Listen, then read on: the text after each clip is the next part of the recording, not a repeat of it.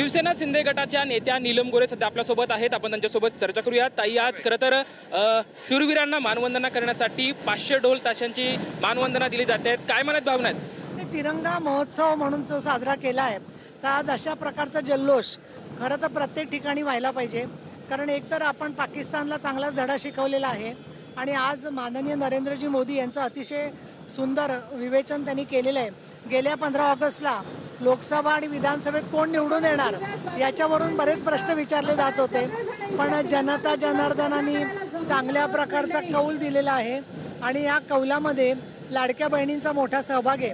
त्यामुळे देवेंद्रजी फडणवीस, एकनाथजी शिंदे, अजितदादा पवार यांना सुद्धा बहुमताने चांगली कामाची संधी मिळाली आहे। मुंबईमध्ये गरीब लोकांच्या बीडीडी चाळींची घरं देणं असेल किंवा मेट्रोच्या मार्फत कोस्टल रोड रिकामा करणं असेल, शेतकऱ्यांच्यासाठी म्हणून शेतीमालाला भाव मिळवून देणं असेल, महिलांना लखपती दिदी करणं असेल, या सगळ्या गोष्टी सरकार करतंय आणि या सगळ्या अडचणीतून मात काढण्यासाठी फडणवीस साहेब आणि शिंदे साहेब दर 8 दिवसातून एकदा पुण्यामध्ये येऊन प्रश्न सोडवण्याचा प्रयत्न करतायत। आज किरण साळी आणि त्यांचे सगळे सहकारी यांनी हा जो तिरंगा महोत्सव केलेला आहे, तर त्याच्यात देशप्रेमाची जाणीव आणि ज्याला ज्याला देशाशी जोडलं जायचं आहे ते नादातून, ध्वनीतून जोडले जात आहेत। अर्थात सगळे पोलिसांचे नियम पाळून हा गणेशोत्सव साजरा व्हावा अशीच आमची अपेक्षा। ताई, आज म्हणजे आगामी महानगरपालिका निवडणुकीच्या माध्यमातून संजय राऊतांनी एक वक्तव्य केले की दोन्ही म्हणजे शिवसेना असेल आणि मनसे एकत्रित येणार आहेत आणि ते दोन्ही महानगरपालिका निवडणुकीमध्ये लढणार आहेत। तुम्ही कसं बघता या सर्व गोष्टींकडे?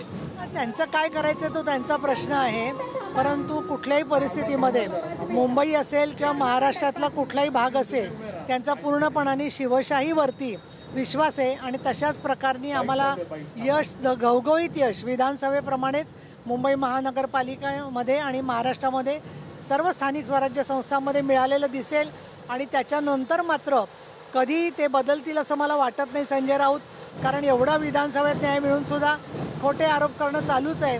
त्यामुळे मला असं वाटतं त्यांच्याबद्दल मी काही भाष्य करणार नाही। पण मनसे आणि शिवसेना एकत्रित लढल्यामुळे फटका बसेल असं वाटतंय? मला त्याच्यावर काही भाष्य करायचं नाही आहे, जनता मतपेटीतून उत्तर देईल। या होत्या शिवसेनेच्या नेत्या नीलम गोरे। कॅमेरामॅन योगेश सावंत सोबत लक्ष्मण जाधव, टीव्ही मराठी, पुणे।